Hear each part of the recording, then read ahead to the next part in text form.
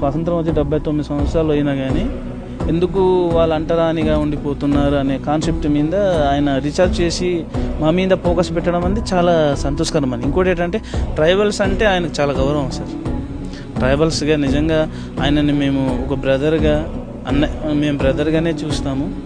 మాలాంటి భక్తులు ఉంటారు, వాళ్ళకి దేవుడు అంటారు, కానీ అందరూ ఆయన కుటుంబంలో పెద్ద తరహాగా మేము అనుకునే వ్యక్తిగా అయితే మేము అందరం అనుకుంటాం. అది ఇంతకుముందు మోదీ గారు అంటే ఈ అసలు రూరల్ డెవలప్మెంట్ విషయాల్లోనే ఇంతకుముందు సార్తో కలిసినప్పుడు మేము డిస్కషన్ అంటే ఆయనతో సార్తో అన్నాం, సార్ మా స్థితిగతులు ఎలా ఉన్నాయి చూడండి.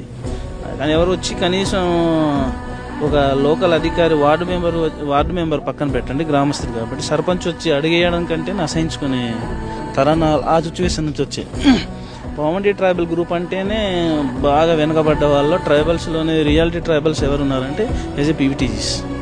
సో ఎప్పుడు కూడా మా వంతుగా మేము మా కోసం పనిచేసే నాయకుడు ఎవరు ఉంటారని మేము ఎప్పుడు అనుకోలేదు. బట్ ఫస్ట్ టైం అలాంటి వ్యక్తులతో మేము 2008 నుంచి జర్నీ చేస్తూ ప్రతిదీ నేర్చుకున్నాం సార్.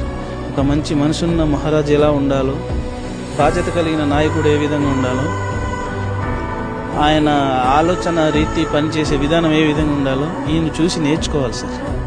ఇది మాత్రం చాలా సంతోషకరమైన విషయం.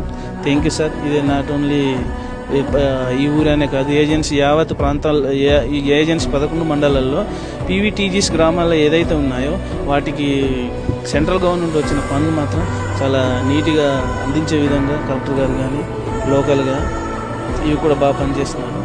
కొన్ని విషయాలు ఏంటంటే కొన్ని అవకతవకలు కొన్ని ఉంటాయి, అది గ్రామస్తుల్ని కనుక్కొని చేసి అది కూడా స్ట్రెంత్ చేస్తే వెళ్ళండి గుడ్ సార్. ఇదైతే డిప్యూటీ సీఎం గారికి once more thank you sir.